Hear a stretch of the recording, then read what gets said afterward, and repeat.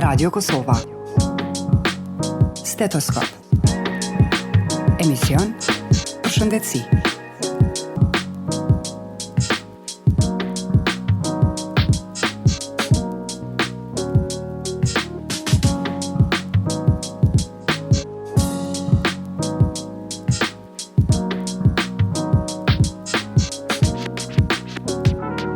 Hiposfadia është një defekt I lindur të djemt që karakterizohet me hapjen e vrimës uretrale që nuk lokalizohet në majt penisit siç është normalisht, por më poshtë. Si patologji shihet 1 në 300 lindje të gjalla. Fëmijët me hiposfadi quhen me emra të ndryshëm nga populli si synet I profetit ose si gjysmë synet. Sa më shumë që largohet hapja e uretrës nga maja e penisit, aq më shumë rritet ashpërsia e çrregullimit. Lloji më I shpeshtë I hiposfadisë është tipi glandular që është më afër majës së penisit, derisa më I rrallë është tipi perineal mes skrotumit dhe anusit. Fëmijët me hiposfadi mund të kenë penis të lakuar aq sa penisi mund të marrë formën e shkronjës C gjatë ereksionit. Përveç kësaj, të gjithë fëmijët duhet të ekzaminohen për anomali të tjera të lindura. Në rast se hasen testikuj që nuk kanë zbritur në skrotum, pacienti duhet evaluuar për ndryshime gjenetike. Trajtimi I hiposfadisë është kirurgjik. Janë zbuluar shumë teknika kirurgjike për rregullimin e hiposfadisë. Qëllimi kryesor gjatë trajtimit kirurgjik është të formohet një penis I drejtë gjatë ereksionit duke sjellur kështu hapjen e kanalit urinar në majë të penisit dhe të formohet një pamje e kënaqshme nga aspekti kozmetik. Koha më e përshtatshme për trajtim është mosha nga 6 deri në 18 muaj. Gjatë kësaj periudhe trauma psikologjike është më ulët. Po ashtu si operacioni, ashtu edhe kujdesi post-operator është shumë më I lehtë në fëmijët e kësaj moshe në krahasim me të rriturit. Ky njerit është edhe kufiri I duhur I moshës për të bërë ndërhyrjen. Në disa raste të rënda hiposfadia, operacioni mund të bëhet në 2 seanca. Pra hiposfadia do të jetë tema e këtij emisioni, për çka do të bisedojmë me doktor Ajet Xhafën, kirurg urolog. Doktor Ajet Xhafa, mirë se erdhe në emisionin Stetoskop. Mirë se ju gjeta, faleminderit për ftesën. Pra dëgjuat temën është hiposfadia, ndoshta për fillim do të ishte mirë t'ju shpjegojmë dëgjuesit se ç'është hiposfadia, nga se është një term që ndoshta nuk kanë informacion se ç'është kjo. Dhe hiposfadia është një problem në daljen e urinës të meshkujt, ndos si problem. Domethënë urina nuk del te maja e penisit, por del në një vend tjetër që mund të jetë në pjesën e afër daljes, mund të jetë në pjesën e mesme, por mund të jetë edhe në vendin ku bashkohen penisi me testiset. Sipas vendodhjes pozicionit të hipospadisë, merr dhe emrin që mund të jetë hipospadi penile, mund të jetë hipospadi penoskrotale, që është kjo rasti kur është afër pjesës së skrotumit, por mund të jetë edhe në hipospadi më e lehtë që është afër glansit, që quhet hipospadi glanulare. Sa është e shpeshtë kjo anomali? Atëherë si kjo ndodh në një pjesë sa do të vogël të fëmijëve, është prezente te një pjesë e fëmijëve të meshkujt, zakonisht kapet sa po lind fëmia, ti e sheh këtë gjë që do të thotë edhe për prindis është e vështirë. Nuk është e vështirë që të diagnostifikohet, sepse e sheh që dalja e urinës nuk ndodh në majën e penisit, por ndodh në një vend tjetër. Ndonjëherë mund të jetë shoqëruar këta fëmijë, mund të duket sikur janë të bëm synet. Në fakt, gjatë studimeve të mia në Turqi etiketohet si syneti pejgamberit. Domethënë, mendohet që kjo është përkthimi që jepet në turqisht dhe ndonjëherë këta fëmijë duket sikur janë të bëm synet. Njëherë 1 në 300 lindje mund të ndodhe si shpeshësi dhe ka shumë rëndësi që këta fëmijë të diagnostifikohen sa po lindin, që të dihet ti tregosh prindërve se çfarë duhet bërë për zgjidhjen e këtij problemi. A ndodh që prindrit posa ta vrejnë këtë dukuri, nga se thatë është syneti I pejgamberit? A mund ndodh që ata nuk kërkojnë ndihmën e mjekut dhe fëmijën e lënë ashtu? Po ka raste që mendojnë se është diçka normale, sepse mendojnë se është I bërë synet fëmia.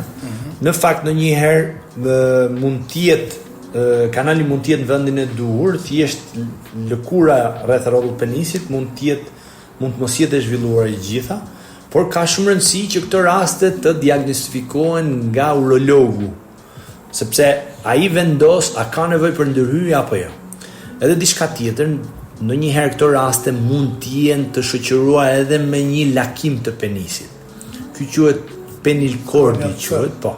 Bëhet si formën C, quhet kordi i penisit dhe është një problem që duhet patjetër të rregullohet sa më herët bashkë me hipospadinë. Duhet i drejtohet penisi sepse në të ardhmen mund të kenë problem me marrëdhënie seksuale ose mund të kenë problem me infertilitet. Në çfarë moshe kërkohet që të bëhet një intervenim i tillë? Po këto raste zakonisht ne presim që t'i zgjidhim shumë më shpejt se ç'duhet, domethënë mosha 1 deri në 2 vjeç është mosha më ideale.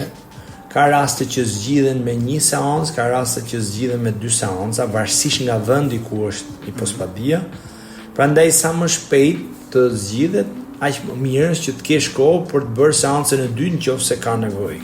Por muajt e parë, 5-6 muajt e parë, zakonisht ose deri 1 vjeç mund të presim që fëmia të zhvillohet, sepse kjo zgjidhje e këtij problemi bëhet me anestezion të përgjithshëm. Është trashëguese hipospadia. Ka një përqindje të vogël trashëguese, por nuk do të thotë që nëse e ka patur prindi do ta ketë edhe fëmia. Por ata që e kanë patur kanë një përqindje më të lartë që ta ketë edhe fëmijët e tyre. Sa kohë duhet të qëndrojë një fëmijë i shtrirë në spital në rastet kur duhet të intervenohet kirurgjikisht? Po si thash, nga që ka vendodhje të ndryshme, në qoftë se është sa më afër daljes penisit, atëherë edhe operacioni është më i lehtë dhe qëndrimi në spital është më i vogël dhe në fund të operacionit ne vendosim kateter dhe kateterin e heqim më shpejt. Varësisht 2 deri në 3 ditë, ka raste kur e mbajmë dhe pak më shumë. Në qoftë se ka raste vetëm 1 natë e mbajmë dhe dërgojmë fëmijën në shtëpi me kateter dhe vjen mas 1 jave ose 10 ditë, varësisht nga vendodhja si thash, për të hequr kateterin urinor. Doktora Etë, sigurisht se ju në bazë të përvojës suaj e dini se a kërkojnë qytetarët ndihmën e mjekut për fëmijët e tyre kur kanë anomali të tilla. A kërkojnë ndihmën e mjekut me kohë? Kjo është një problem që duket edhe nga prindërit. Dhe është një problem që zakonisht prindët kur e shohin diçka që nuk shkojnë te mjeku, te urologu ose te kirurgu i fëmijëve. Problemi kryesor që nuk kërkojnë ndihmë ose nuk arrin dot me diagnostifikuar është problemi i testiseve të palëshuara. Ato për shembull është një problem që e kanë dhe fëmijët sapo lindur dhe nuk është se mund ta diagnostifikojnë vetë prindërit, por duhet patjetër një pediatër t'i bëjë një ekzaminim. Nëse shet diçka që testiset nuk kanë ardhur qese, duhet vinë edhe te pasbritura. Kjo ndonjëherë shoqërohet edhe me hipospadi. Ka raste i kanë të dyja pacientët, edhe testiset edhe hipospadin. Prandaj këto janë gjëra që duhet patjetër të vihet te urologu për të marrë ndihmë. Çka ndodh nëse nuk kërkohet ndihmë mjekut me kohë? Do të thotë pritet që fëmia ta bëjë një moshë, ta zëm 2-13 vjeç, a është më vështirë të bëhet intervenimi? Po, është më vështirë sepse kur fëmia rritet, fëmia mund të ketë ereksione të pavullnetshme. Dhe gjatë ereksionit ti aty kur bën një ndërhyrje, mund të kesh problem me qepjet që ti ke bërë dhe mund të dështojë operacioni. Kjo është një nga arsyet që bëhet kur është i vogël fëmia, që nuk lihet në një kohë më vonë, sepse si thash mund të kenë probleme që mund të dështojë dhe në fakt një pjesë e këtyre operacioneve, sado që mund t'i bësh me metodat më të mira, mund të dështojnë ose mund të krijohet një fistulë më vonë që duhet patjetër të bëhet një ndërhyrje e dytë. A ka raste të tjera kur mund të shtojë operacione apo vetëm këto që i përmenda? Ka raste, si thash, ndonjëherë ti mund ta bësh punën siç duhet, por një ereksion i pavullnetshëm, një infeksion i lehtë, aty mund ta bëjë që të shkputet vendi ku ti e ke mbështetur kanalin dhe mund të krijohet sepse urina kërkon një dalje sa më të kollajt dhe mund t'i bëjë një dalje, mund t'i bëjë një dalje tjetër dhe krijohet një fistulë. Siç tash ka shumë rëndësi të bëhet nga urologu ose urologu që bën raste pediatrike ose kirurgu i fëmijëve që kanë eksperiencë me këto raste. Prandaj ka një përqindje përsëritje, por çdo gjë është e menaxhueshme, përveç disa rasteve që janë disa raste me të vërtet shumë të sfiduese që ne kemi nevojë që të marrim ndonjë flep ose një pjesë të testisit. Ka raste që marrim edhe një pjesë nga pjesa e brendshme e gojës, nga mukoza. Dhe bëhet me mukozë bukale quhet ndryshe, për të ndihmuar për ta vendosur si mbështetje për hipospadin gjatë operacionit. Cilat janë komplikimet që mund të shkaktoj hipospadia e patrajtuar?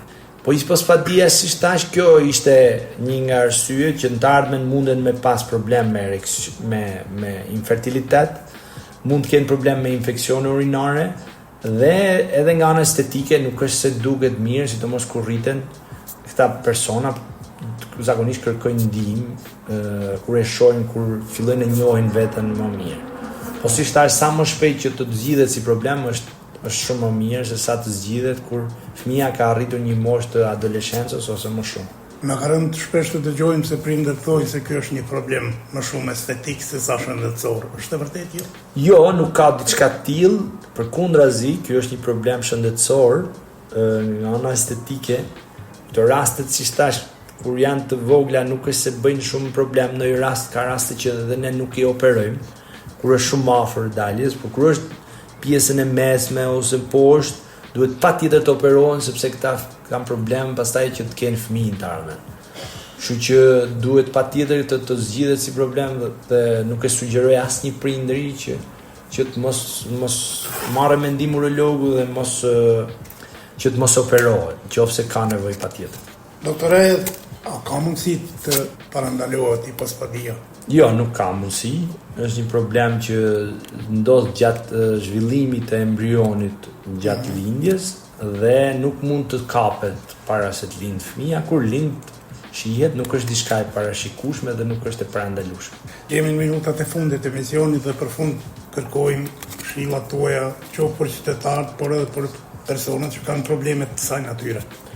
Atëherë çdo fëmijë i mashkull që lind ka shumë rëndësi që t'i kontrollohen testiset, t'i kontrollohet penisi. Ta bëjnë prindrit apo duhet fillim prindrit zakonisht, po kur lind këto fëmijë zakonisht kontrollohen nga pediatri, edhe ka shumë rëndësi që të ekzaminohen testiset, shihet a janë brenda në qese apo jo. Se nga jashtë nuk mund të duket asgjë. Dhe penisi duhet shihet a i ka daljen jashtë në vendin e duhur ose jo. Në qoftë se ka një problem, merret një mendim nga urologu ose kirurgu i fëmijëve dhe pastaj në momentin që fëmia ka arritur që është zhvilluar imuniteti, këta fëmijë drejtohen për operim, siç thash, varësisht nga vendi, me 1 ose 2 seanca. Doktora Gjafa, nëse nuk keni asgjë për të shtuar, ju falenderoj shumë që ishit pjesë e emisionit Stetoskop. Ju falenderoj juve për ftesën dhe për këtë temë që është shumë e rëndësishme për meshkujt dhe për vetëdijsimin e gjithë prindërve. Shpresoj që të kemi dhënë disa mendime që ndoshta do ndihmojë dikon të ardhmen. Faleminderit shumë. Faleminderit juve. Të nderuar dëgjues, në kaq që kemi përfunduar emisionin e sotëm, faleminderit për vëmendje dhe vazhdoni të qëndroni edhe me tutje në valët e programit tonë.